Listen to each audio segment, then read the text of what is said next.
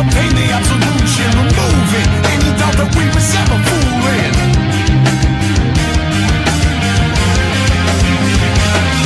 So come on, step it off, break it down and lose it. Come on, follow us to the new revolution. Come on, step it off, break it down and lose it. Come on, follow us to the new revolution. What are we gonna do now? Get high? Everyone thinks because you're a zombie, you don't know good coffee. Well, they're wrong. We have very active lifestyles. It's not all wandering the countryside aimlessly or scaring passing motorists. And we all love a good cup of joe. And there's only one brew that gets my seal of approval. Deadly Grounds coffee is my guilty pleasure. Bold, robust, delicious. It's coffee that can wake the dead. With over a dozen different roasts and flavors, Deadly Grounds can satisfy the most finicky of coffee addicts. The aroma is so intoxicating. It brings all of my neighbors out of the woodwork. Deadly Grounds coffee. Coffee to die for and zombie approved. It's good to get a little deadly.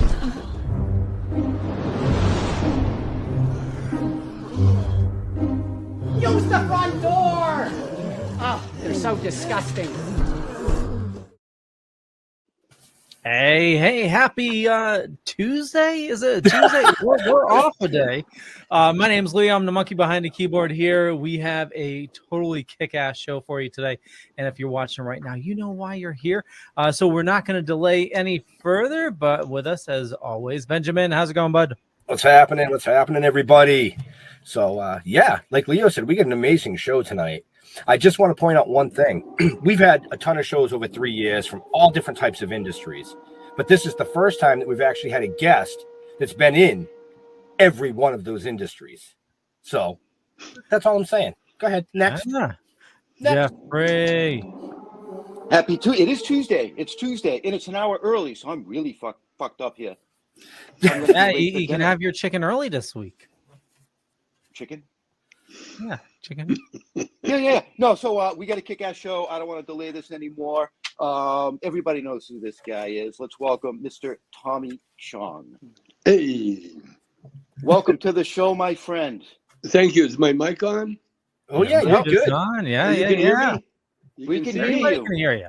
Matter of fact, today is our first show. We're streaming live on Dead Dork Radio. That's going on right now. Oh, welcome, Dead Dork. Dead dork. So, ton of people in the comments. I'm going to try to get to the comments as best as I can, but definitely a lot of love coming for you, Tommy. Well, then that's good. That's what we wanted. We wanted a lot of love to come from Tommy. Love's nice. You know, it works. Outside of anything else, we want nothing else to come for Tommy, folks. Just love. He's already dealt with all that in his life, folks. That's right. No more time, no more bullshit. Go ahead, Jeffrey. I know you're itching. No. I just want to say, everybody knows you for obviously Up in Smoke and the movies that really put you on the map. But I think tonight, we're going to touch on that a little bit, but there's a lot of other stuff that we're going to hit you with too. Absolutely. You know what I mean? You gonna go for it? You letting me go? Well, I tried to find it. I couldn't find it. I want to know what the B stands for in the middle of your name. Which one? The B. Oh, my full name, Thomas B. Kin Chong. Yes. What's the B stand for? It was Chinese, and I'm guessing it was a Chinese uncle that tacked it in there. He also gave me my Chinese name. He wrote it on on the birth certificate. I think the B. No, I'm guessing because it wasn't talked about at all in the family. I was the second child, and so I was like in the middle. Right. In a lot of ways, I was an only child. So you were the B kid. Yeah, and B, I think, stands for Bing, B-I-N-G. But my mother didn't want me to be teased at school or anything. So she, instead of Bing, that would have caused a lot of mess. So she just put a B period.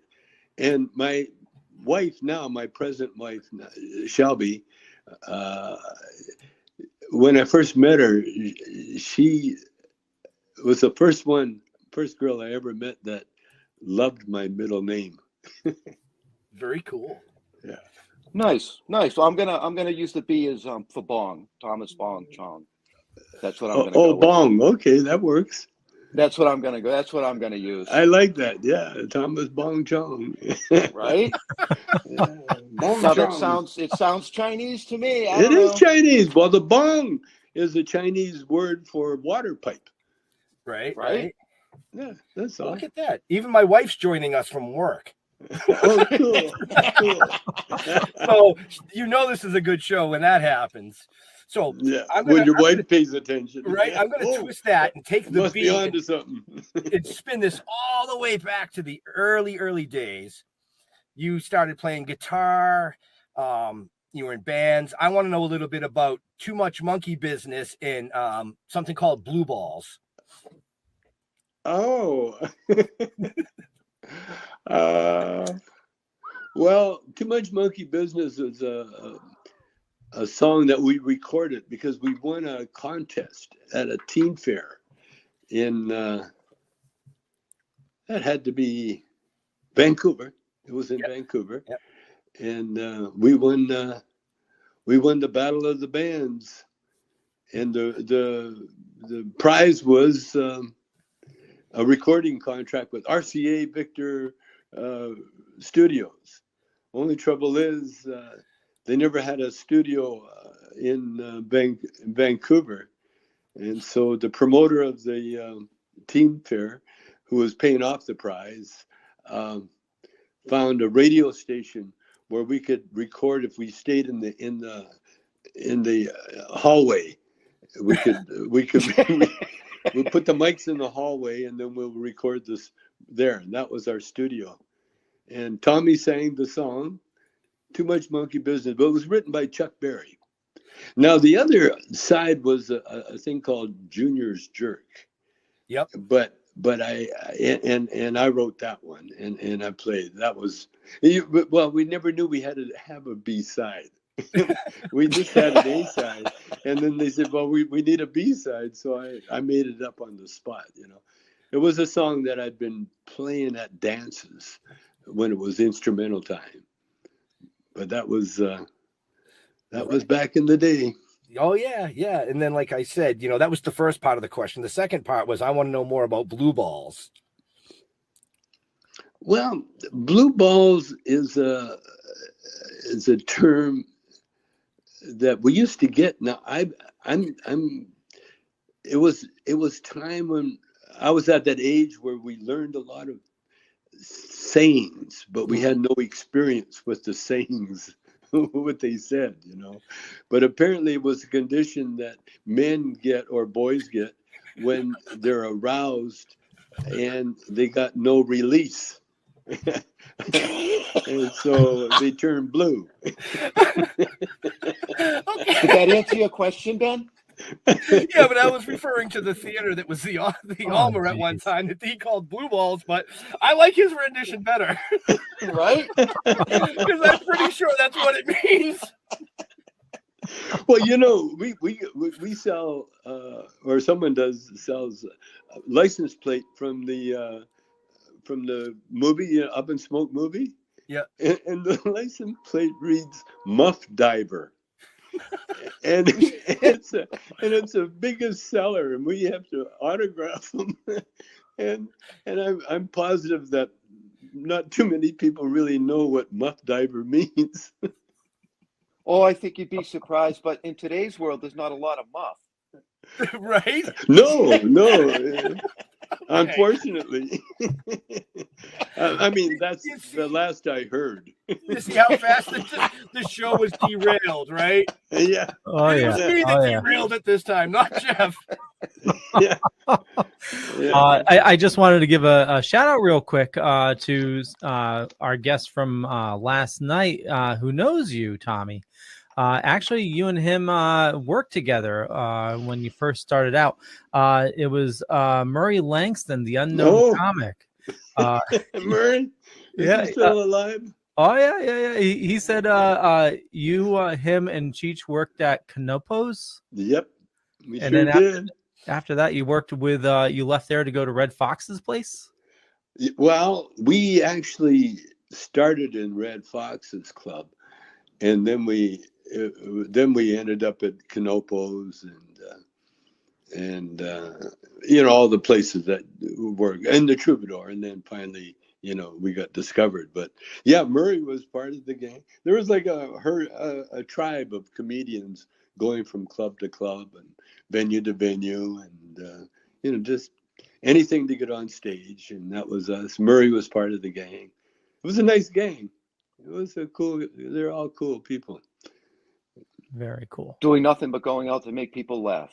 Right. Yeah, and trying to get that stage time, trying to, you performing anywhere, any time for anybody, a lot of fun.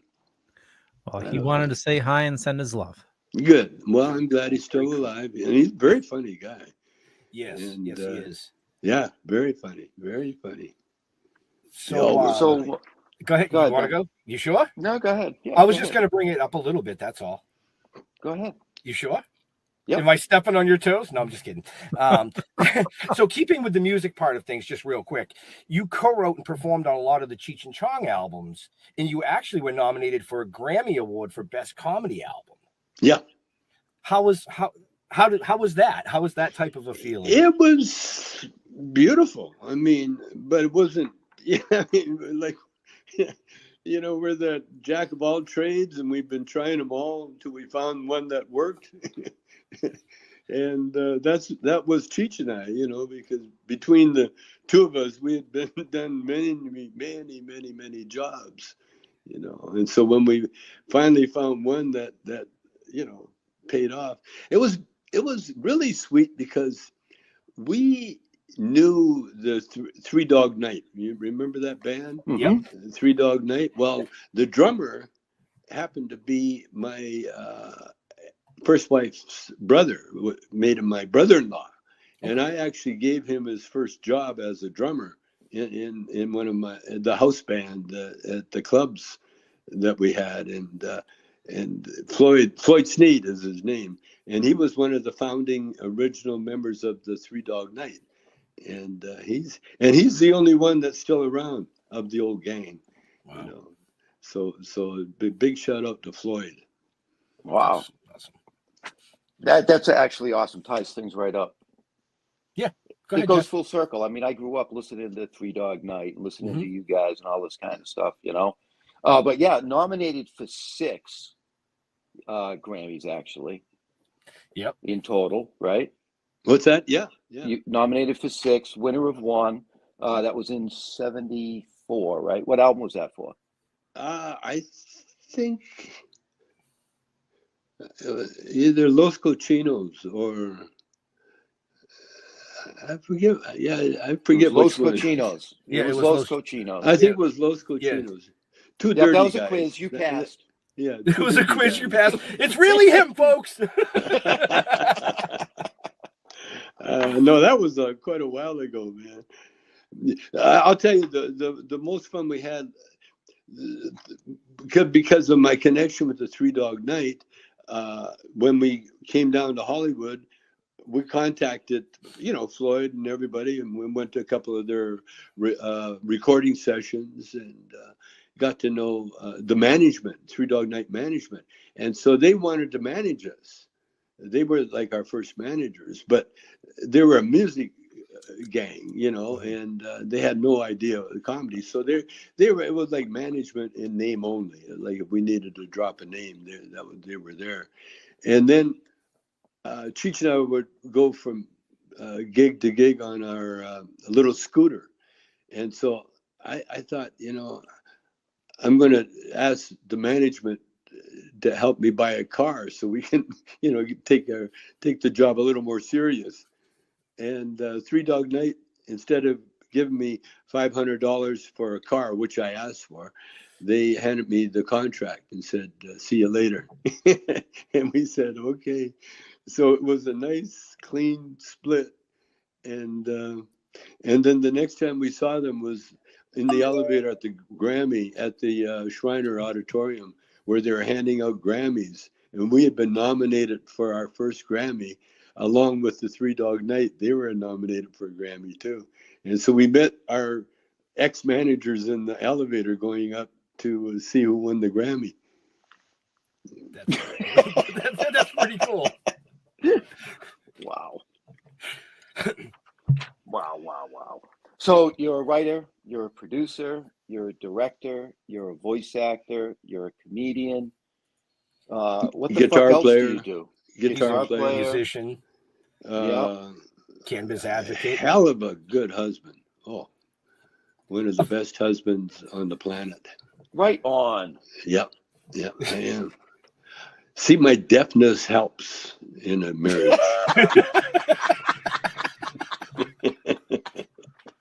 and my fading eyesight. And my fading eyesight too. My fading eyesight. It all helps in a marriage, boy. Because all you have to do is just, say yes, dear. That's the only phrase that you really need to know. Yes, dear. How long you been married? We've been together legally in probably around 40 years legally. We've been together for maybe 50 plus years. I met her when she was. I literally met her, and she was in high school, and I was a married man living next door. Yeah, my career would be over if that happened now. Right? Yeah. And we were just friends. And she liked the band, and she was actually quite a loyal fan. And we're just friends. But we took acid together one night. And that was it. And we've been together ever since. That was it. Yeah. Wow. And still living the dream. Oh, and she actually made me kind of helped me with my spirituality, because when I met her,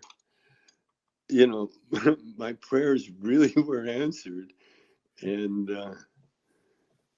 over the years I come to realize that God really likes me.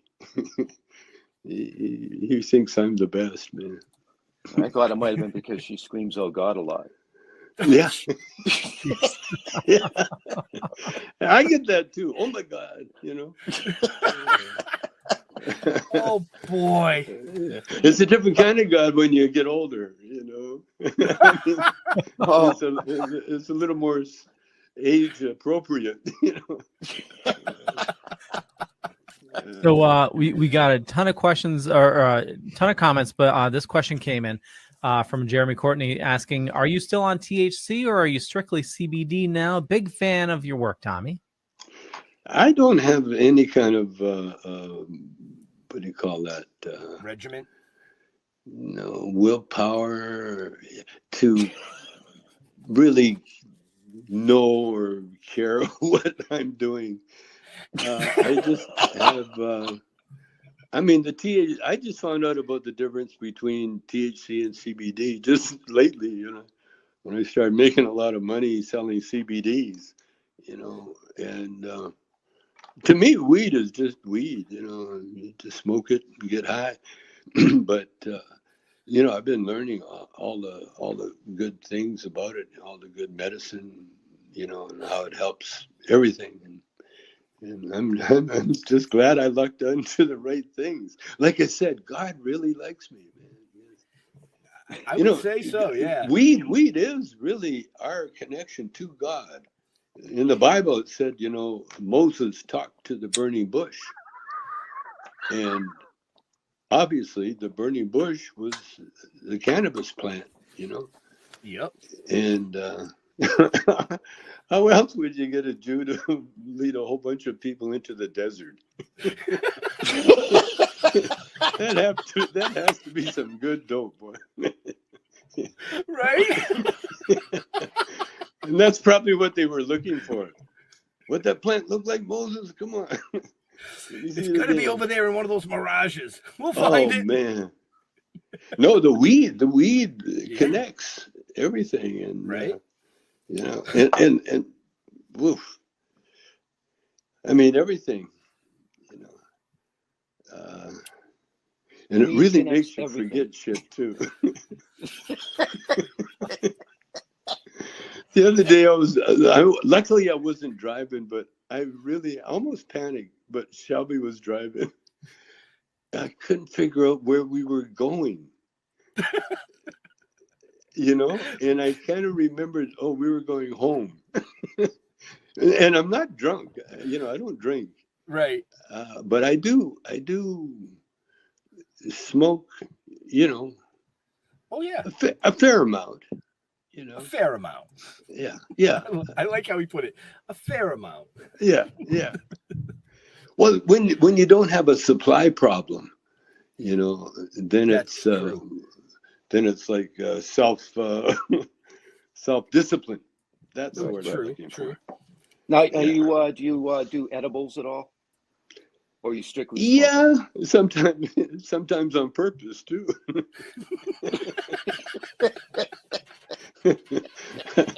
I don't know how many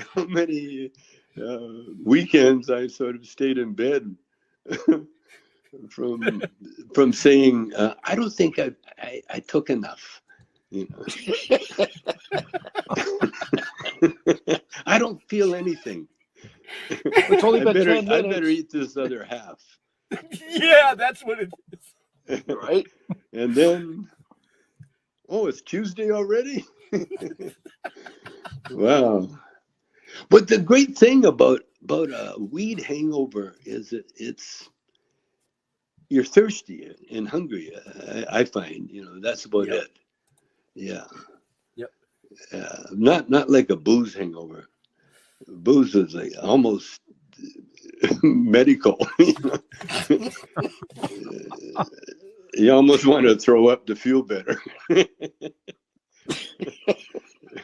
Remember those drinking days? Oh, a long time ago. Yeah. I Long went to time ago. college. Yeah. Remember those days where throw up, you'll feel better. Oh, you're right. Oh shit, I got it all over me. Okay. Speaking of smoking, so I read 3 years ago on your bucket list, you've smoked with all the Beatles except for Paul. Yep. Within those 3 years, has that happened? No. Although he knows about it. Okay. We've had a mutual friend, a guy that did a couple of movies with him, a director, and he told Paul last time he saw Paul that you know that that he's on my bucket list, and Paul said, "Oh, anytime, mate. You know, yeah, we can do it." Yeah, Paul's really the only bona fide ordained pothead of the group. I mean, he's been busted. You know? Right. Right? He's been busted. Yeah. I think he was the only one. I don't think George, Ringo, or what's his name? Paul? No, John. Yeah. John. I came very close to smoking with John, but he was having immigration problems, and he didn't want to get high at that time. Right. Yeah, that was nice. And Ringo, I don't think Ringo ever did smoke pot. I think he was just a boozer, you know. Billy's asking, how was your experience on The Masked Singer? Mixed. It was very mixed. I mean, I don't like wearing a mask at the best of times, you know. And a full hood and a mask and all that shit, you know. And the thing is, it's like a celebrity show, but you're in a mask, so no one knows who you are. And so I felt like Hannibal Lecter, you know. because I was hearing shit. you had to be hidden when you drive to the show, and no one can see you, and they Oh wow. wheel you in the back entrance. You know? Okay, dog, shut up. What are you doing? What are you barking? Fucking dog.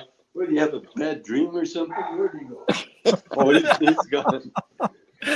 Oh, someone must be home. Well, I guess it's Paris, my son. Oh, cool. Were we talking about anything significant? Not really. You were talking about. You were talking Leo, about why don't how you it was run our being on the halftime Masked show? Singer. Oh, the Masked Singer. Yeah. I liked it when they discovered me. You know, okay, I'm masked. Oh, thank God. You know, it was a lot of work. Yeah, I had to learn how to sing. You know, You couldn't smoke under the mask either.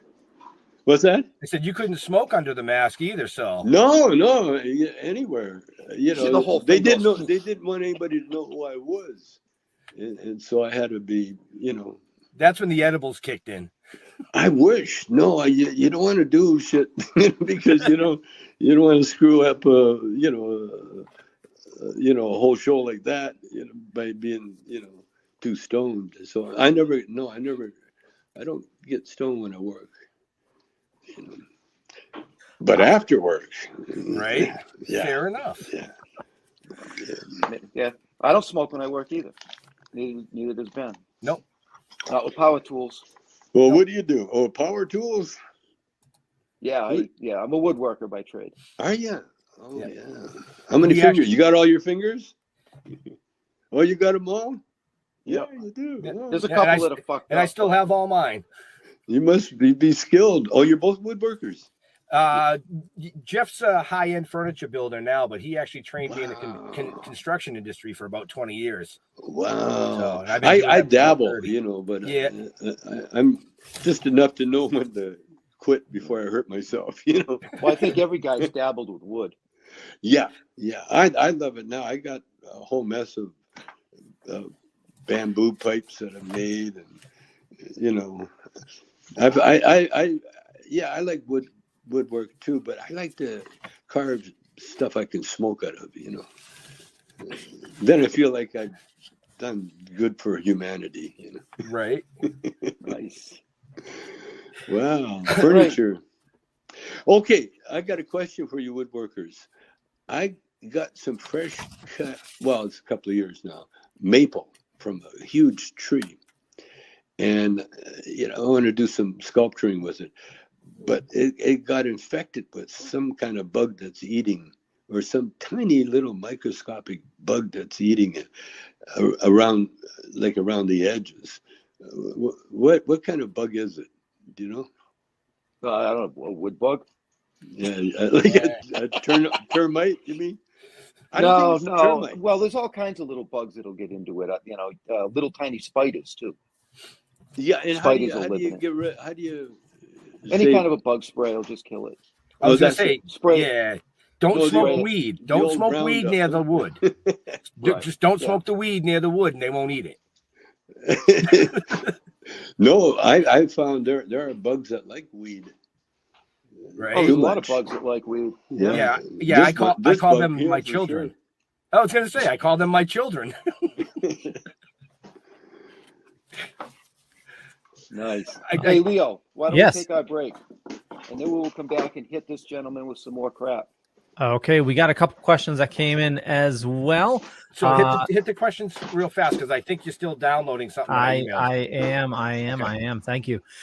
So I'm gonna mix a little one of the questions that I researched along with this. So Pops is asking, what was it like catching a network sitcom role on the '70s show? And also, I'm going to add Deborah, which played Kitty. It sounds like in the beginning you thought she didn't really care for you, but she did something very touching at the end. Oh, right. Now, the first question was. What was it like catching a sitcom role on that '70s show? Oh, it was incredible. It was one of the nicest things that could happen to me at that time. I had one thing, I would do television, but it had to be, the Up and Smoke character, as close to it as you could get. And the 70s show came along. It was like, no problem, we got you, dude. It was a lot of fun. And Kitty, well, when I joined the show, I was like a guest. I was supposed to be like the guest. They called me the stunt celebrity. Just a guest. I was supposed to be a guest, and then I became a regular. And but in the beginning, Kitty was a little scared of the character. She wasn't sure. Actresses, especially of Kitty's caliber, can be very sensitive. Super sensitive. Right. And but in the end, we slowly developed this beautiful mutual admiration thing. And when we were doing the rap show, my character was called Leo. But instead of saying, Leo, I'm really going to miss you, she said, Tommy, I'm really going to miss you. And it was very touching. And I think they left it in the cut because we were filming all this at the time. It was very touching. But yeah, that 70s show I treated it like a school because I had such a small part. I had a lot of downtime, so I would sit in the audience like I was at school and watch how the director directed and how the cameraman and how the grips and how the writers, and I got such great respect for writers. Writers usually get no respect, but I'm telling you, I got so much respect for the writers because I realized I did 4 years of that show, and I never ad-libbed one line. I ad-libbed a word one time, one word. Wow. But in the almost 5 years, every line I said on that show was from the writers. It wasn't from me. Wow. That's really cool. Yeah. Rare, actually. Most people ad-lib something. Right? Yeah, well, writing for actors is very tricky. You're a tailor. You have to deal with the actor. And actors are, we're a very weird bunch because of the nature of what we do. Right. That's why you get a lot of surprises because you identify with people in their characters so much so that in real life you think that's who you're talking to, and guys that there's, I won't name any names, but their whole existence really depends upon writers. Mm-hmm. Yeah. Right. And their ability to act. So it's a nice thing to know. Well, Ben, neither of which we have. No. You know what you do have though? What's Commercials. And so we're going to take a quick break. I want to remind everybody, definitely check the show notes up above or down below, depending on where you're watching or listening to us. Still plenty of show left, so stay tuned. But you know what? Here's some commercials. Here we go.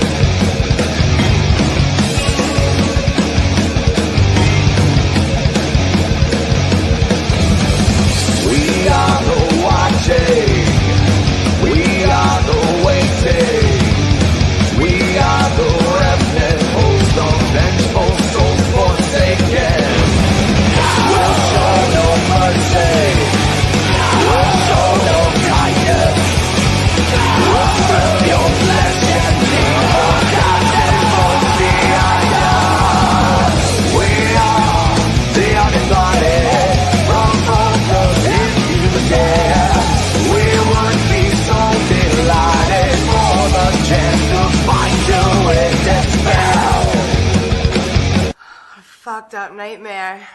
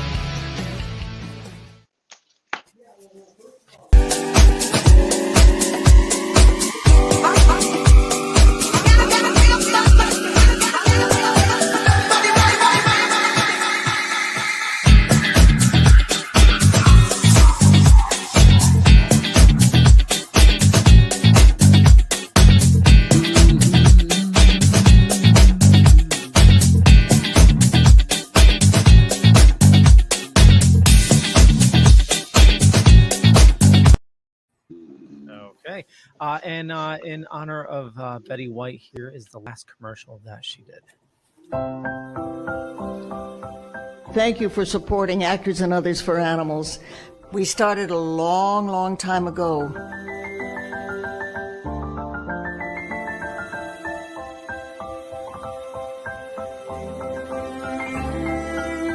So when you find an organization like Actors and Others for Animals, it sort of unites all of those of us who want to pay back something for all the joy we get out of animals. Please keep up the good work. Believe me, it's deeply appreciated. Thank you for sitting through all those, and we're back to the show. Right, gentlemen? We put you to sleep, Tommy? What's that? Did we put you to sleep?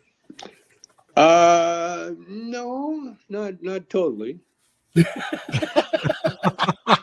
in a trance. You put me in a trance state. See, that was the commercial break so that you could roll a joint. Oh, I got them all rolled, man. I'm all ready. I could. This could be my safe room. You know, my safe house. Yep. I could be under here for at least. Well, I need water. That's all. No, I got water. I'm good for a couple of days anyway.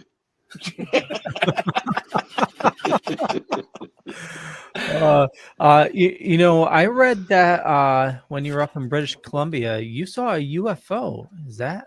Oh yeah, I did. It hovered for 3 nights. Oh wow. 3 nights. Did it take you, or just was it dropping you off? No, you know, people don't realize that UFOs are only drones. You see, they don't need to take anybody. They're not humans flying a UFO. In fact, humans can only take up more room and be more useless than anything. The only thing more useless than humans in space is toilet paper. You know? So when you think about it, the UFOs, yeah, they're there, but they're drones. You know, so you're not going to find any skeletons of a UFO crashes. You know, you're going to find electronics. That's all you're going to find. Made in Japan. But it's not going to happen because drones will, you know, self-destruct or you know, us humans, we're limited as to what we can see and what we can really understand, you know. And so the UFO I saw, it was light. I definitely saw it. It was a light, just one ball of light, and then it came down, and it just stayed there. And then the next day it was gone. It disappeared. Next night it was gone. Now, but I've been laying on my roof in Calgary, I found out that Calgary has the clearest skies almost in North America. Oh, wow. And so in the wintertime, if it's clear, no clouds in the winter, it'd be so clear. I mean, you can touch there are comets, all kinds of things going on in the heavens. Well, when I'd lay on the roof and watch it, and this is before weed or before any kind of psychedelic or anything, just me being naturally curious. Right. And I'd be laying up there, and a couple of nights I saw a formation of a fleet of some kind of air. I guess they were satellites. Oh, was it a line of them? Yeah, no, they were in formation. There were like about 8 of them, or Yep. maybe 10, and flying in formation. Yeah. And they that- just went across the sky, and then I realized it would be much like watching satellites in the sky. So whatever it was caught in our orbit, and that's and that was back. That had to be in about 54, 55, around there. Wow. Okay. wow. So they weren't chain satellites. Wait, Leo is like, I think he's like, wait a minute. No. Back in 54, you said? Yeah. Okay. Yeah, because recently there's the Elon Musk satellites Yeah. for that internet, but that's only within like the last year or two. Yeah, and you see it, and it moves, and it's great. Yeah, the heavens. Oh, the what I used to see in Calgary. Oh, because we had no surface light. It was a small town then, and but the heavens were, it was incredible. It's comets and meteorites, and the showers, and then you could see all sorts of things in the middle of the night. And one time I was coming home from Sunday school, and they were just Oh, I'm talking. glad you didn't say band camp. God is everywhere. God is there. And so I was saying, we're okay to myself, okay, God, where are you? Are you here? Looking around. And that's when I felt myself looking up into the heavens. And that's when I saw, like what I said I saw. It was quite a moment for me. That's awesome. Very cool. I saw one myself back in the 90s, and it was just scared the crap out of me, but it's just something you'll never forget, How close did you see? It had to be a couple 100 feet. I grew up on a small farm, and I woke up one night and just heard this like humming noise. And I looked, and it was hovering over my brother's house. And it was just just the next house over, and just up in the air, just stayed there perfectly still, and just I was afraid, like, if I looked at it, maybe they'd know I was looking at them, and You didn't want to look at him. yeah, I just like, oh shit, is that really there? Oh shit. I can see Leo now. Yeah, I know. I'm like, I'm trying to He peek, had the and I'm like, blanket. Oh, He had the that's blanket funny. over his head with one eye out. That's funny. Did you tell anybody? only told a couple people. Now a lot of people know, but yeah. Tomorrow, Leo But will at be the in the time, straitjacket. No. I kept it to myself because it's I didn't What want. would your parents have said? My dad probably would have said I was full of shit. You've been dipping in that home brew. What's going on? I told you not to eat those mushrooms in the field. Actually, my grandfather used to. He was a moonshiner, so it's. Yeah, that's That explains how'd it. I know? Everybody was back then. Yeah. Yeah, alcohol played a huge part in America. You know that the Johnny Appleseed. Remember that legend of Johnny Appleseed? He went around and gave everybody apples. That was so everybody could make apple cider. Yep. Because no one trusted water, because they came from Europe, and the water in Europe would kill you. Parts of it, especially the cities and that. So they had that myth that, you know, the water was tainted somehow. And so everybody had to grow apple cider. And that's why Johnny Appleseed was so popular. Oh, wow. Alcohol. Alcohol, he says. So I had a question for you. You did some voice acting too. Did you enjoy that? The voice? Yeah, the voice yeah, acting. yeah. That's fun, man. That's a lot of fun. It's good. You know, the more you do it, the better you get at it, you know. But it's so, oh no, the whole industry, it's just such a joy to be in it. I mean, Doesn't matter what you're doing. yeah, you're part of this creation, you know, this whole creative world is so beautiful because you're stockpiling dreams and, you know, Right. entertainment. It's such a good life. I can't believe it. See? And then it Wow. goes quiet. Then Really? it goes quiet. Yeah. I got a bunch of questions if Oh. you want me to. Go ahead. I'm enjoying you. I'm just enjoying it. Go ahead. Well, Yeah. just to get this dork question out of the way, I heard. I knew you had one of those. That's why I just let him I go. only have one. I only have one because I just. But it's in 20. But it's in 27 That's parts. an annoying dork move. I only have one, and then he won't tell you what it is. Yeah. I heard you were a big fan of the Joker movie. Big fan. Huge fan. That was the best performance. Story, everything was perfect. Perfect. And it was pure comic book. It actually showed the power of the comic book. You know, because the comic book had immense power, still has. Right. But because we're in a different, well, what we're seeing right now is like television comic, you know, because that's what they did back then. But what the Joker did as a comic book, they went inside, so deep inside that you got this guy that was a killer as a what do you call it? Like everybody was rooting for. Yeah. it was so crazy. But that's the power of comics, because no matter what you said, you looked at the art. That's all you saw. That's what I see. If you're an artist, that's all you see. It's like you're on heroin, you know. Only art is the drug, you know. And so when you get bombarded with an artistic show like that, and then the acting,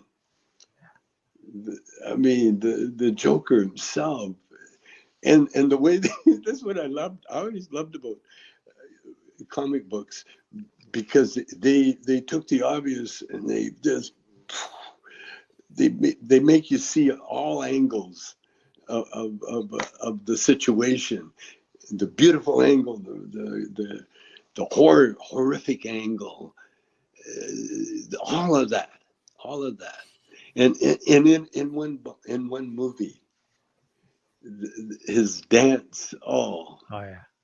I was, of course, I was medicated up yin yang, but I was waiting for that. Well, it's certainly one movie that, you know, you definitely, you know, watch a couple times and you miss certain things, like, you know, like part of the movie, like what's reality and what's not, because it gives some subtle clues. But with that being said, and talking about comics, what are some of your favorite stories that you've read? What stories you mean? Like comics, you know, growing up, you know, were you a Batman kid? No, growing up, I became very audio, you know, music, radio, and I got all my information there. Reading was tough for me, because in the beginning we never had electricity. We had the Coleman lamps, and you know, it wasn't a good reading light, and we never had the books either, or the ability. You know, my dad was Chinese. He had a grade 12 education, but he said maybe about 6 or 7 words my entire life. It felt like it. He was very man of few words, very Chinese. My mother was part native, as I found out, but the part they hid all my life. It was funny. It was okay to be married to a Chinaman, but you couldn't tell anybody you were native. That was funny. Yeah. Now, what was the question? I forgot. No. I was asking about comics, but other than Joker, with all the new stuff that's out, is there anything that you're really drawn towards? Like, are you watching the Marvel stuff, the DC stuff? Oh, well, yeah, if I have to, I don't go out of my way. I go out of my way to see documentaries. Yeah. I love documentaries, and I love travel shows. Rich nice. Seed's travel show, man, it's fascinating. I love it. He showed a church that their art was all the human bones. It's in Czechoslovakia, and they did all the what do you call the hanging sculptures, with human bones, the skulls, and there's they're one proud. This one has every human bone in the human body, And I've got to see that. It's a church, so I definitely got to see that. I don't know if I want. But books, when I was a kid, literature was my favorite subject. But when we were taught, it was like literature. It was time that you read or they read to you. It wasn't. It was a Canadian school, and they were supposed to teach you French. But we had an English-speaking, the principal, who never spoke French, teaching us French. So you can imagine, we were limited. But how would that work? In the 50s in Calgary, it was during the Hungarian Revolution, and so we got a lot of the refugees. They were called DPs. Displaced people, displaced persons, and so Calgary got a ton. We all got all in Canada. Canada was open the borders for them, and I think the states did too to some degree, but Canada really did. And so next thing you know, we had a championship soccer team, in our school, because these guys, they had to start school earlier, because they had to get their English together. So we had the huge guys, 6-footers in grade 4 or 5. It was incredible. But the language and the culture was a big blend then, and that really helped. And art, all that, and music too. When I was started my music career, was playing Irish jigs, for dancing, Wow.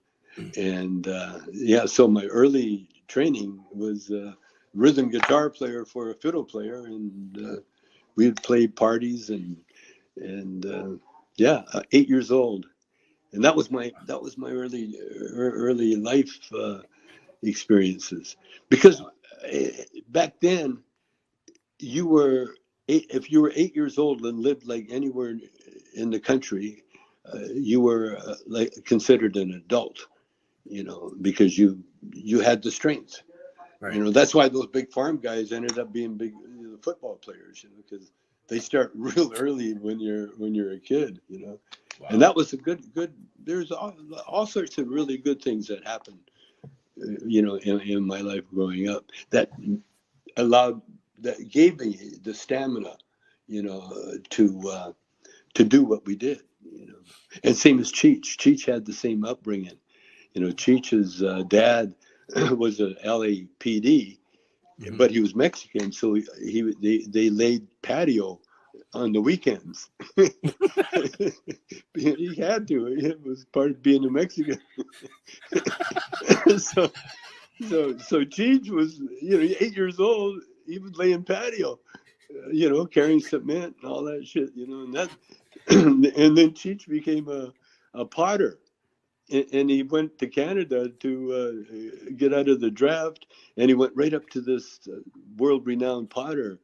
And there, being Mexican, he got a job carrying the potting cement around and cutting wood, and throwing pots after he did all his work in the daytime. No, it changed his life, man. And he grew up. He moved right next to me where I grew up in Calgary, right the town, where we used to go for our weekends, vacations. Yeah. So serendipity. Wow. Was there a question in there somewhere? I did see. So Dal is asking, what music have you been listening to? Any recommendations? And What thanks music I've been listening to? Any recommendations? Yeah, and he wants to thank you for the memories of chilling with his friends, laughing at your movies. Oh, I personally, I'm a jazz guy. I'm still trying to figure out what the hell they're doing. No, I love jazz, and I love music. I love everything. I'm not fanatical about it. Like some people, they have to have it playing all the time. I wasn't like that. But actually, what I was doing when I was getting an Uber or Lyft, I would say, ask the drivers what music they liked.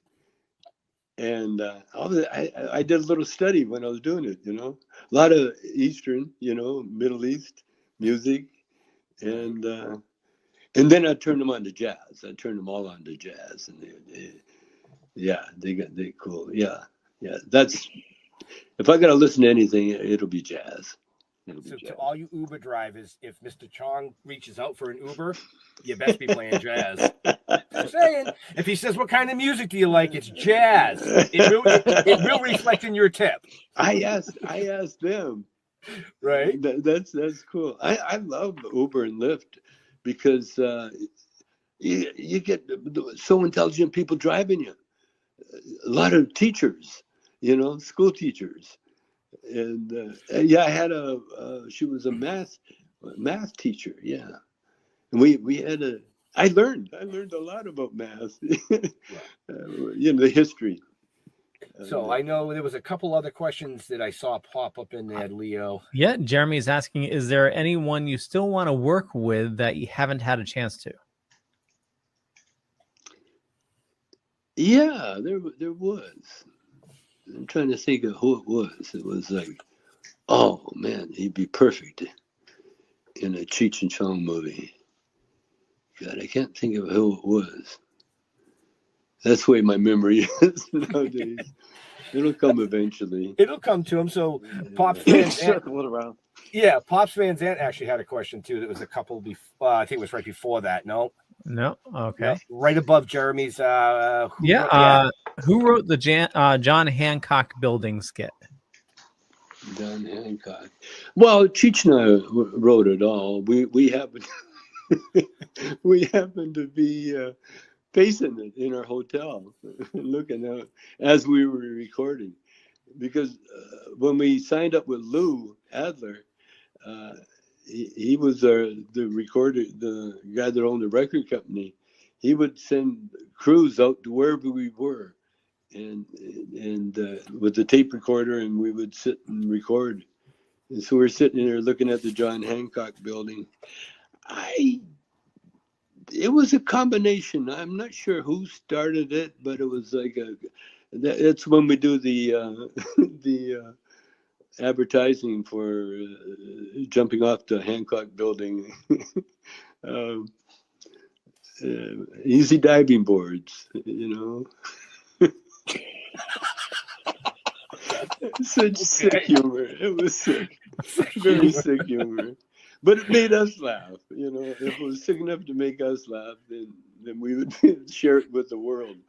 Which would make us laugh. Yeah, right? Yeah. So it worked. Oh my God. Yeah.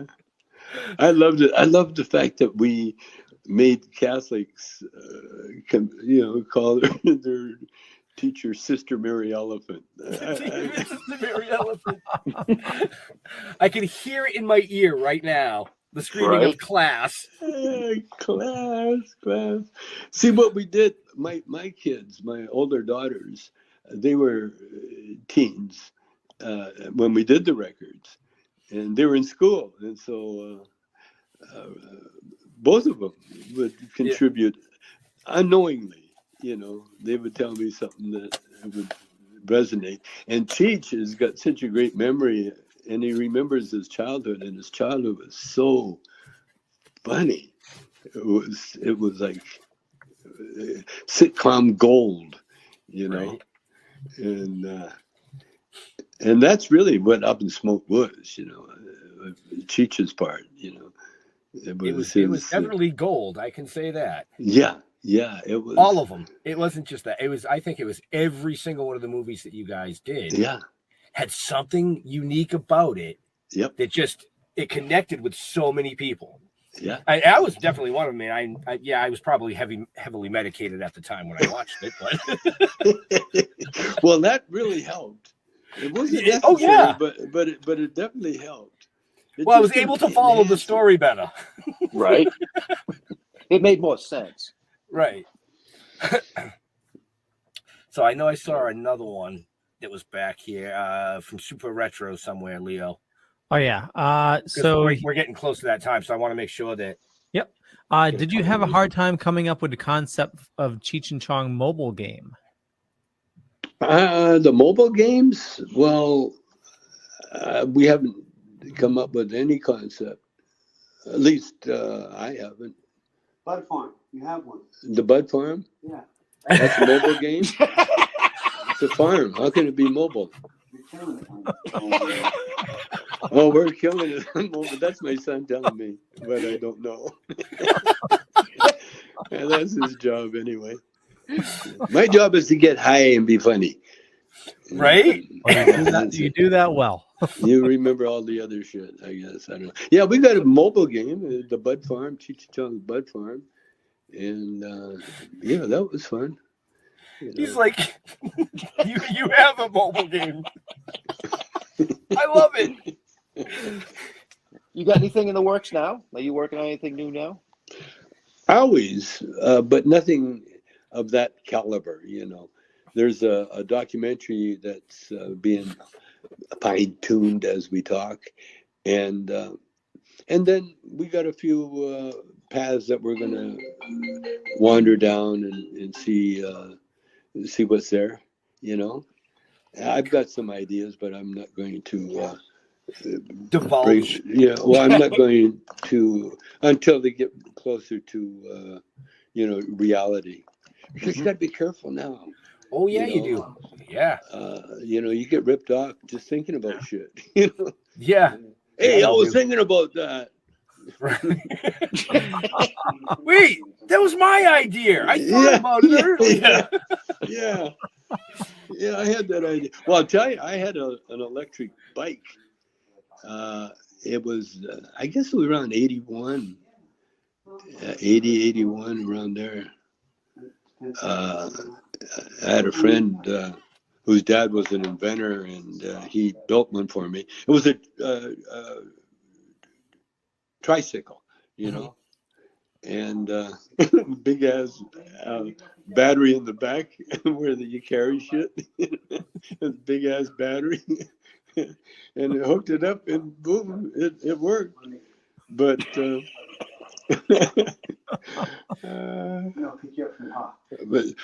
but you can't do two things at once.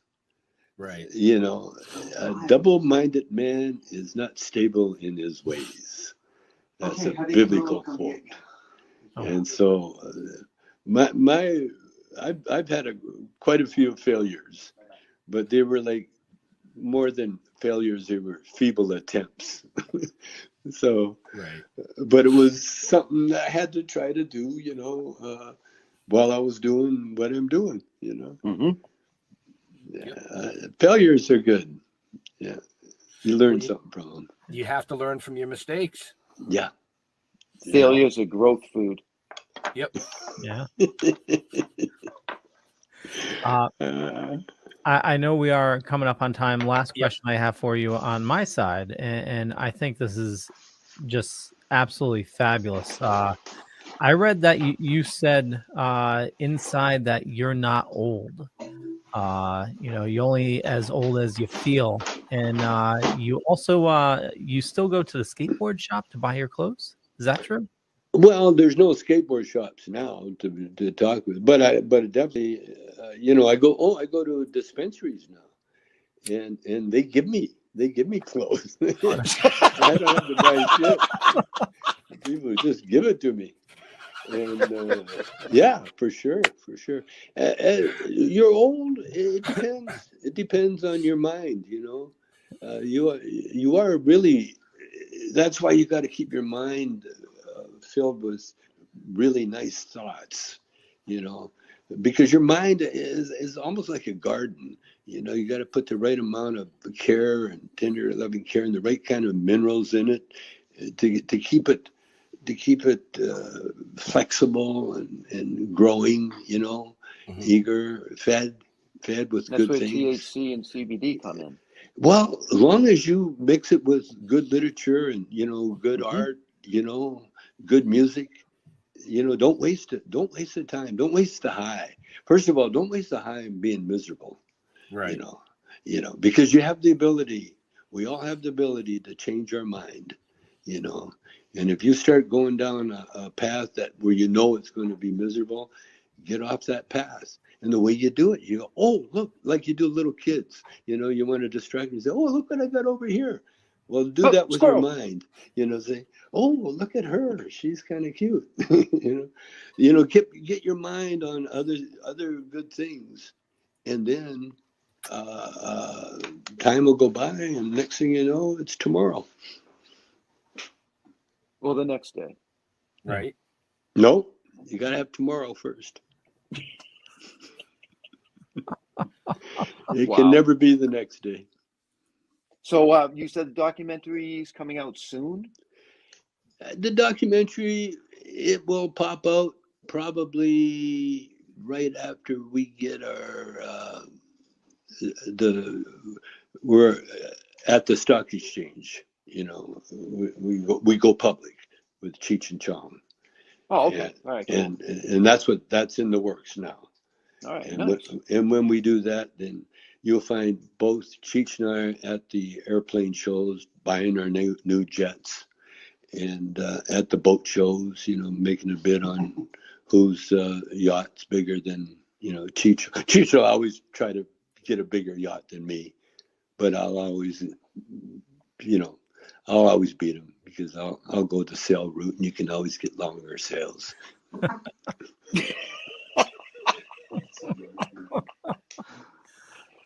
Wow. This has been such a pleasure and an honor to have you chat with us. A lot of fun, man. It's a lot of fun. It's just, if I wasn't doing this, I'd be probably doing something else. Yeah. I know there's a lot of people watching, and a lot of people that wanted to know more about other things that happened in your life, but they can go listen to any other broadcast or podcast show and learn about that part of life. Yeah, well, we also didn't want to ask questions that have been asked a million times before. It's just right. You did good. You did really good. They're all kind of new questions. I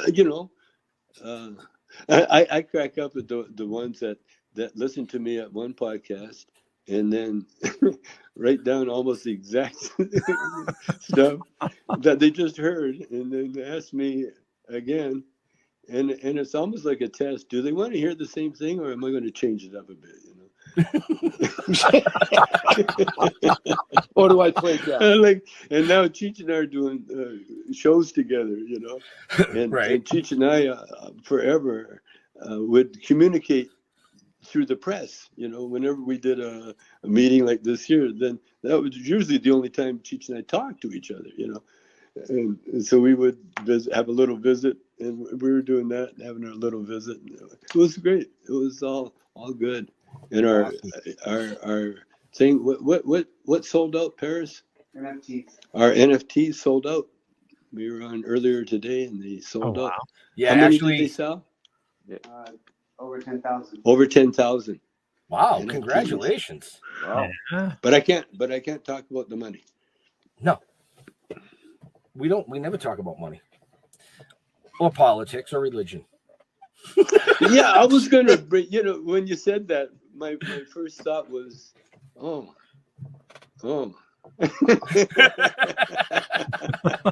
And then I thought, yeah, okay, because I talk enough about that crap in other areas, So I like the show. This is a fun show. This is good. Well, we want to thank you. So Leo, I know you got stuff to do. We are on that time. We were a little past that time. So Yeah. why don't you wrap this thing up for everybody? Oh, totally. Hey, can I lead? Can I lead now? If you want to, yeah. Okay. Bye. Bye. What an awesome dude. man. Oh, that was so. I had one other quick question for him, but that's yeah. Sucks to be you. No. I know.